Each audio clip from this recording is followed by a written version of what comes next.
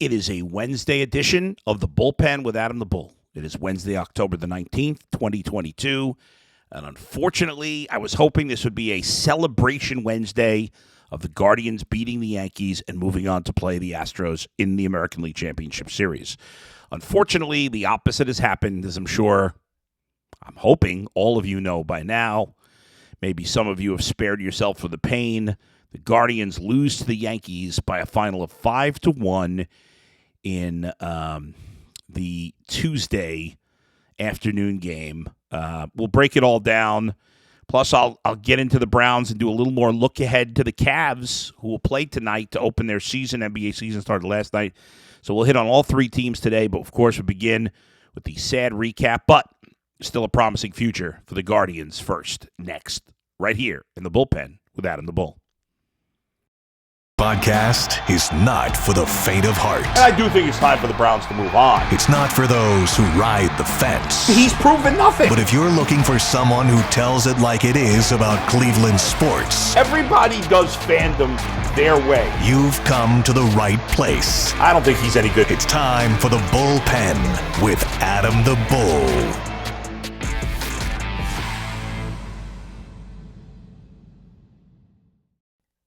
And yes, indeed, it is time for the bullpen. Ooh, my water a little out of reach here. Oh, long stretch. Light blue cup today. Got thirsty early. Okay. So, the Guardians lost 5-1. Honestly, it sucks. What are you going to do? The game gets off to the terrible start. What we all feared the most happened.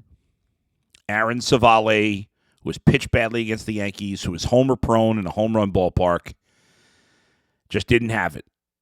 He faced five batters, gave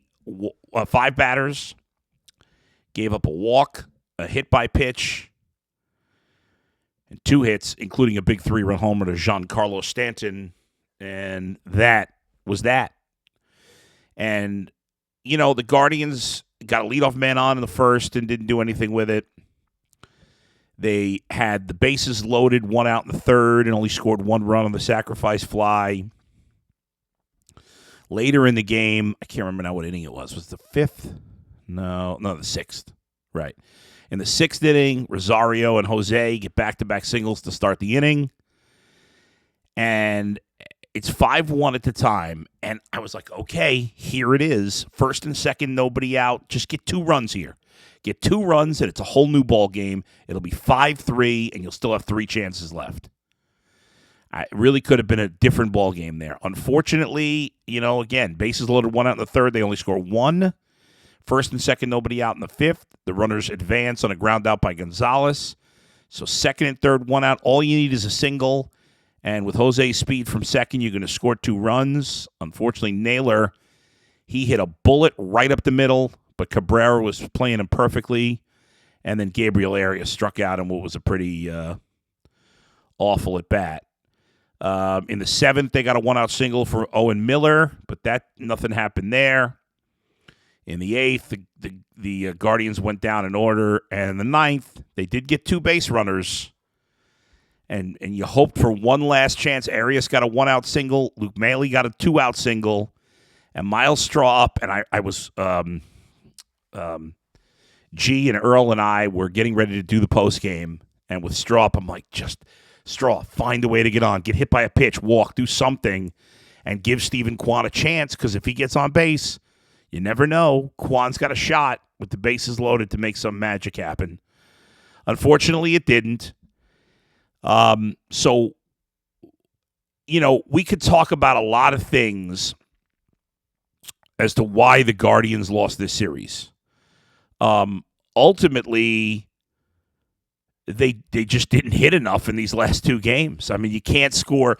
You know, we could talk about the decision not to pitch Shane Bieber on 3 days rest when they win Cortez. Frankly, I did not think Cortez would pitch well. He pitched better in this game than he did in the first game against the Guardians. Credit to him. He had been a reliever. Maybe that helped with him going with 3 days rest. They had him in trouble once, and they got out of it, and that was it. Certainly the play where, was it the was the fifth inning. No. When was it? When was that Arias at bat? Where he grounds out. Oh, not Arias. It was Jimenez, right. At the end of in the fourth inning, with 2 out, nobody on, Jimenez grounds out to Rizzo. At first, it looks like Rizzo makes a great play. He did make a great play. Well, he didn't really make a great play. It was a routine play, but he made a sliding play, and you think, oh, he's out. And then they show the replay, and Jimenez is clearly safe at first. Now, would anything have come of it? With 2 outs and a runner on first and Austin Hedges coming up? Yeah, well, probably no. But for some reason, Terry Francona, who made 2 awful challenges on Sunday, did not challenge this play, and Andres Jimenez was out. I don't know what happened there. That was a terrible job by Francona.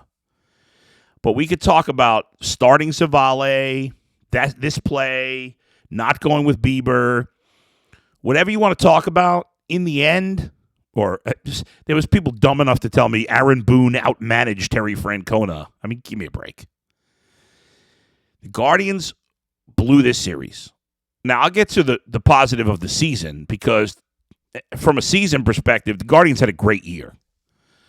But your expectations change when you're up 2-1 in the American League Division Series. The Guardians blew a 2-1 lead. They had a chance to go to the ALCS, and they scored 3 runs in 2 games.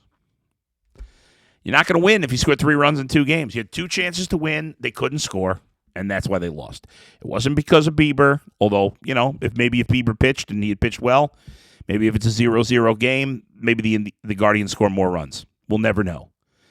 But ultimately, they scored 3 runs in the last 2 games, and that's why they lost. It was not about Francona, although certainly he made a mistake there with the non-challenge. It was not about the pitching ultimately. And even though Savali was terrible, but they just didn't hit. You can't expect to go and beat the Yankees when you score 2 runs in Game 4 and 1 in Game 5. And some of their offensive shortcomings that had reared its ugly head at times during the season happened again throughout this postseason. The Guardians only scored more than 2 runs in 2 of their 7 playoff games. They were held to 2 or less in 5 of the 7 games. The 2 games they won in this series, Game 2 when they won in extra innings, and Game 3. Game 2 when they won in extra innings, and Game 3 when they won on the walk-off in the 9th. They scored 10 runs in those 2 games. In the other 5 games, they scored a total of 7 runs. So it's just not going to cut it. You can't, and you don't necessarily have to hit home runs, but if you're not going to hit home runs, then you got to come through in clutch spots. And in these games that they lost, they had some opportunities. It's not like they got completely shut down in all these games. There were moments against Cole, especially in the first matchup, and there were moments tonight, and they could not get a big hit. They did not get one big hit tonight. The only run on a sacrifice fly.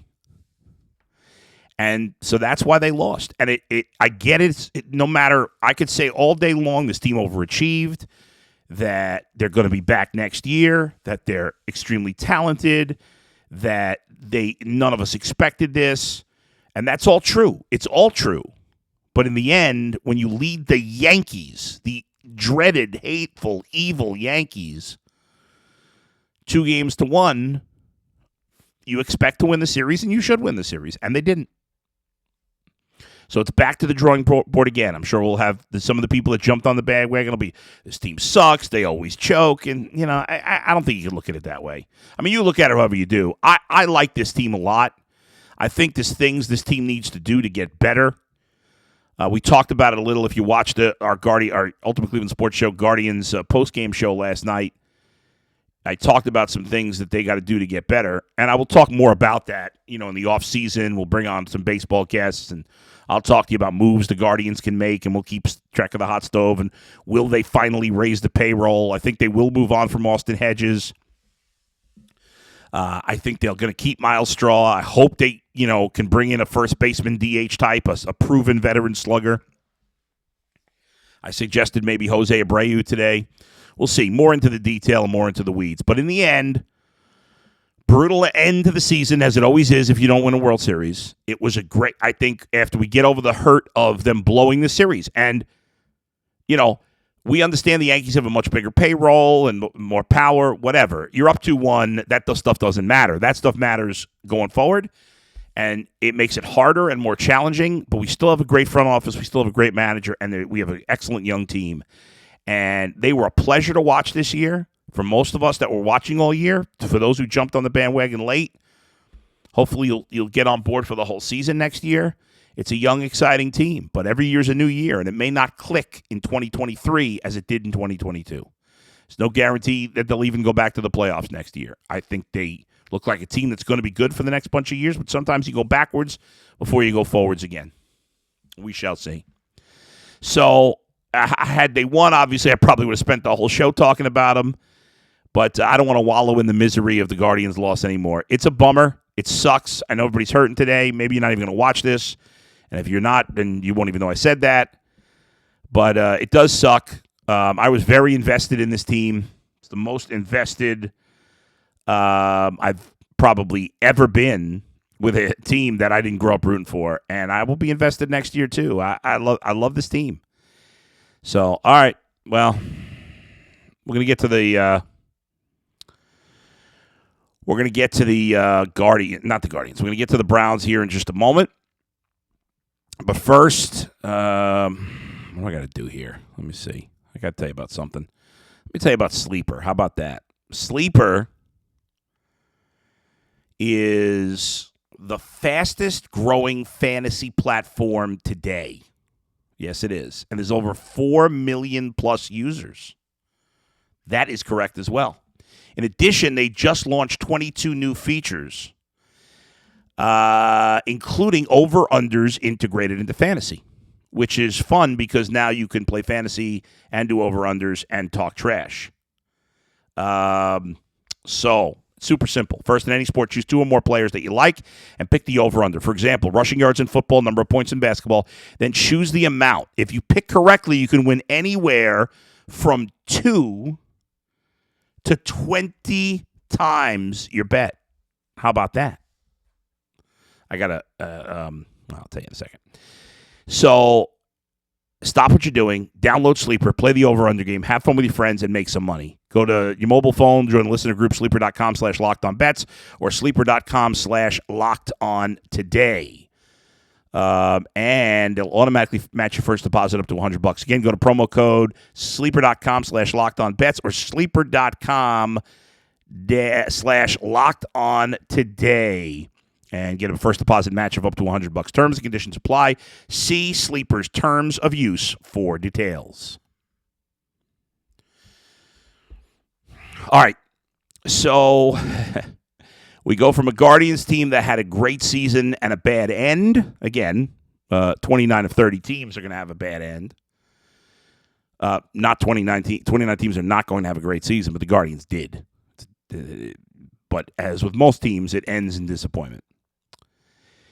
We go to the Browns, who, we were talking about on the show yesterday, on the Ultimate Cleveland Sports Show, that, Jay was saying, what a disappointment, or somebody was saying, I think it was Jay, what a disappointment. The reality is that none of us on the show picked the Browns to make the playoffs once we knew Deshaun Watson was out for 11 games. Now, did I think they'd be playing better than they are? Sure.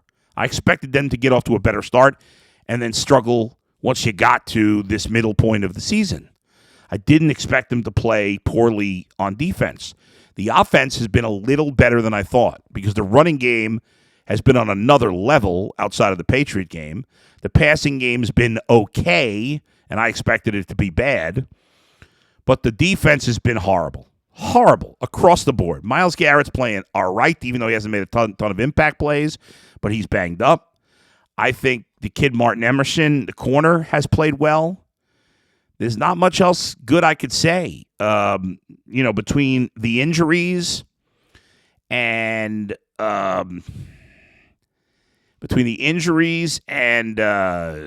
just not good play,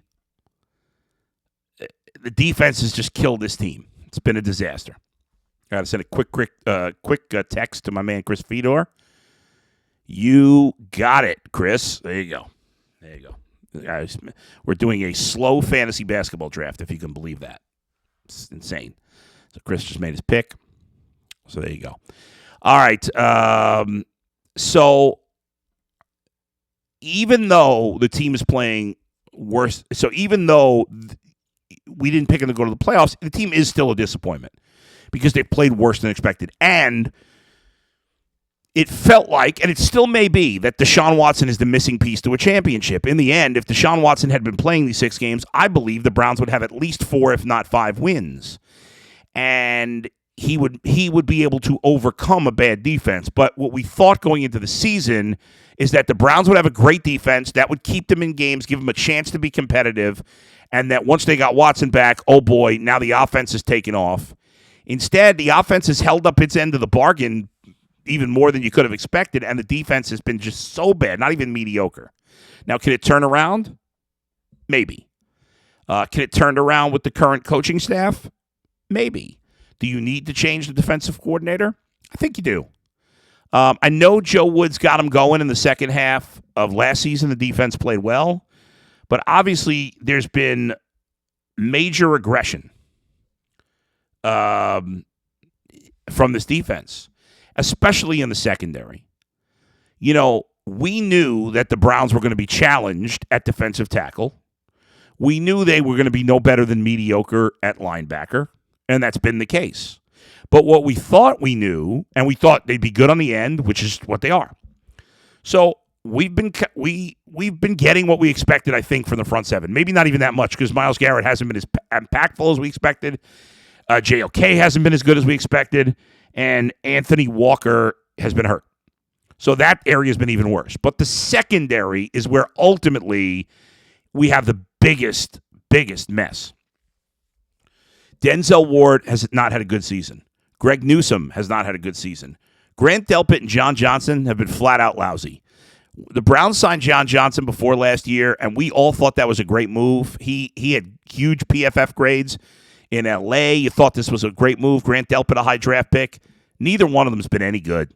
And these guys on defense spend more time, going at it with fans on Twitter than they do improving their game, because they have absolutely been trash on the defensive side of the ball. I hate to say it, but that's the way it's been.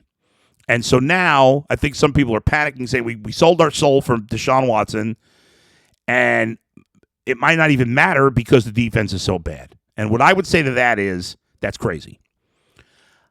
Now, are the Browns making the playoffs this year? I don't think so. But because Cincinnati and Baltimore have not been as good as we expected, it is still possible.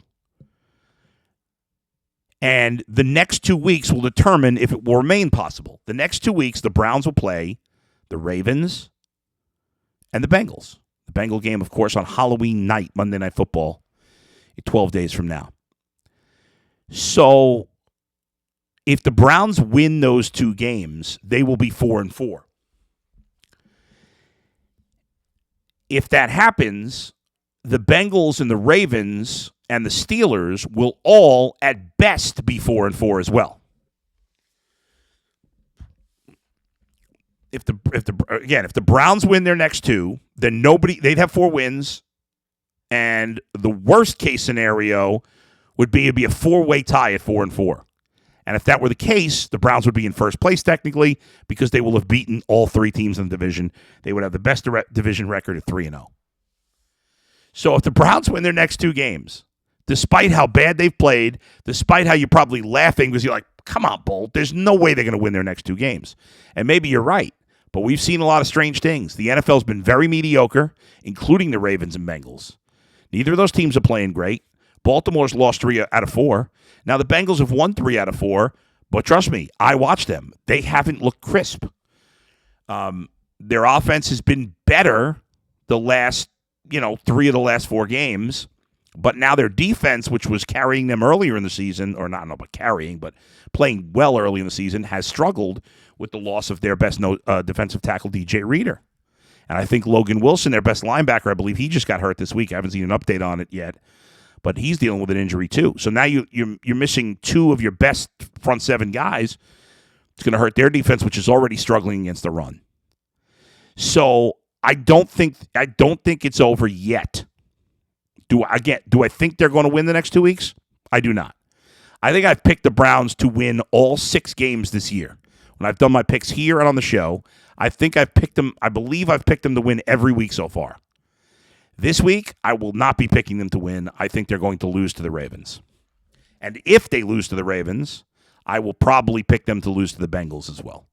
Now, if they beat the Ravens, maybe I'll be thinking differently of it, especially because that game's at home. But this thing could unravel quickly. Much like with the Guardians, nobody really wants to hear wait until next year, especially with the Browns, who have won one playoff game in forever, as we all know. But the good news is that no matter what happens between now and the 11th game of the season, Deshaun Watson is coming back, I think. Now, you may be angry they traded for him. You may say, well, if they're 3-8, 2-9, 4-7, what do I care? We can't make the playoffs anyway. You may have a bad feeling about the team, which I'm sure a lot of you do right now, deservedly so. But I can tell you this. Whether you like it or not, 99% of you will be watching those games and seeing what Deshaun Watson looks like. And he's going to go through some growing pains and some rust. By the time he gets back on the field it'll be in late, probably early December, I think, right? Let me look at this exact date. The schedule, I can't remember off the top of my head. By the time he gets back on the field, the Browns' 12th game against the Texans is December 4th. Yeah, so December 4th.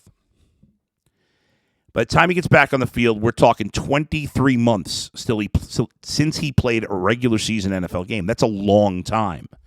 Plus, when he played that game, it was obviously on another team. So it's 23 months since he's played an NFL regular season game. He did play a tiny bit in the preseason this year, but that was it. He's playing with and behind guys he's never played with before. He has practiced with them and played a few snaps in the preseason, but he's basically never played with them. And who knows what he's going to be like physically coming back from all this time off. So I think it is very important that he's going to get to play these 6 games at the Texans, at the Bengals, Ravens at home, Saints at home, at the Commanders, at the Steelers, to put him in a position, frankly, to get ready for next year. Now, I know we hoped that those 6 games would be the teams playing around 500, maybe he can get us to the playoffs. And that still might happen. Again, if they win the next 2, Ravens-Bengals, it's a totally different season. But if that doesn't happen, we need those games either way to get Deshaun Watson ready for next year. It's going to probably be another wait till next year. But the good news is that it appears that for the first time in forever, the Browns have not just a decent quarterback, but a guy who's an elite talent. Now, he's got a lot to prove. He hasn't done anything in the playoffs. He doesn't have a great win-loss record. He's just a little over 500. I don't think a lot of that's on him, but you're the quarterback. You got to take some of the blame. He's got a lot to prove, and he's got a ton to prove as a Browns quarterback because he's done it for the Texans, a bad team. Now, he did go to the playoffs 2 out of 3 years he played, but he ain't done nothing for the Browns yet, but because of headache. So when he gets on that field, he's got to be a model citizen the rest of the way. Can't have any more nonsense off the field. You know? I have defended trading for him. I have defended the league letting him play at some point. I am not defending him. I think there's a distinction there. I don't have to love everybody on my football team, and neither do you. You make the personal choice what to do. But anyway, the games will be important to see where he's at and if he plays really well, then will once again, you can say all you want, I'm done with this team. I'm not going to buy in next year. If Deshaun Watson plays well in those final 6 games, we are all going to be excited in the offseason and have huge expectations going into the 2023 campaign. Even if you say no now, I'm telling you, you're wrong. You're wrong. All right. Take another quick break, and I'll wrap it up with a little about the Cavs. tonight. That's coming up. But first, let me talk to you about Built Bar. If you haven't tried Built Bar Puffs yet, you are depriving yourself of one of life's great joys. Guess what? There's a new flavor. Delicious, indulgent cookie dough. How can you go wrong with cookie dough? Man, everybody loves cookie dough. Cookie dough chunk puffs have a light and chewy texture, real cookie dough chunks, and of course covered in 100% real chocolate. Only 160 calories and 15 grams of protein. And like all Built Bars, the new cookie dough chunk puff is covered in 100% chocolate, as I mentioned. So what's great about it is their Built Bars are made with a collagen protein, which your body absorbs more efficiently and provides tons of health benefits. Eat something that tastes good and is good for you. Go to Built.com, use the promo code LOCKEDON15, and get 15% off your order. That's promo code LOCKEDON15, LOCKEDON15, with Built.com.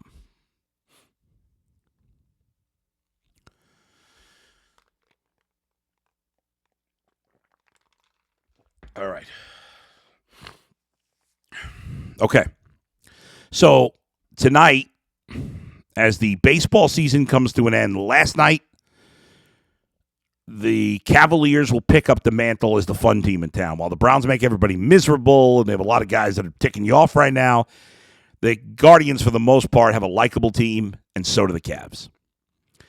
And I think we're all excited to see Donovan Mitchell in a Cavs uniform for the first time in the regular season. I know that we've seen him in the preseason, but not in the regular season. I am very excited to watch the Cavaliers tonight.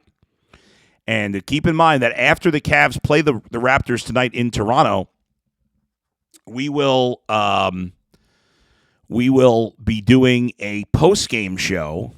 Myself, Mikey McNuggets, G. Bush, and Earl the Pearl will be doing a post-game show at, I guess, probably roughly 10 o'clock. Right, the game's at 7:30 tomorrow in Toronto, and we'll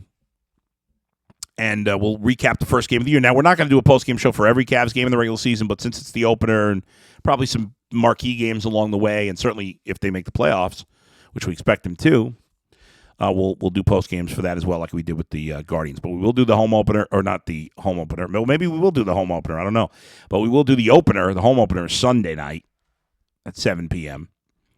But the opener is tonight, 7:30, and I'm looking forward to it. I can't wait to see Donovan Mitchell and Darius Garland play together, and that big four. For what it's worth, in our fantasy basketball draft that I'm in with Chris Fedor and Zach Meisel and our old buddy Nick Fink and Jonathan Peterlin. I think that's all the guys you guys know. Yeah, that's the only Cleveland media guys in it. The top four Cavaliers players were all drafted in the top 52 picks. The four Cavs in the top 52. I haven't seen that in a while. And then Karis LeVert went at 99. So four in the top 52, 5 in the top 99. But, whatever. Anyway, can't wait to see it. And we'll be back to, like I said, tomorrow night after the game to recap it. I do think it's reasonable to expect that there may be some growing pains for the Cavaliers early in the season as Donovan Mitchell and Darius Garland get used to playing with each other. I know they've done it in practice and they've done it in their few preseason games, but the regular season's a whole, just like the playoffs is another level of intensity, the regular season's obviously another level of intensity from the regular season. And so, it wouldn't stun me I hope they don't lose their first game, but it wouldn't stun me if that happened. So we shall see. All right. Thanks, everybody, for joining me today. Make sure you subscribe to our YouTube channel, which has my podcast as well, at the Ultimate Cleveland Sports Show YouTube channel. Please become a subscriber. Hit the bell. If you hit the bell, you get an alert every time we do a live broadcast, and every time I put out my podcast, you'll get an alert saying it's available for you. So please do that. Check out my website, adamthebull.com. Check out my Twitter, Adam the Bull, and check out my Cameo. I'm doing Cameo videos at Adam the Bull as well. I'll talk to you tomorrow right here in the bullpen with Adam the Bull. See ya.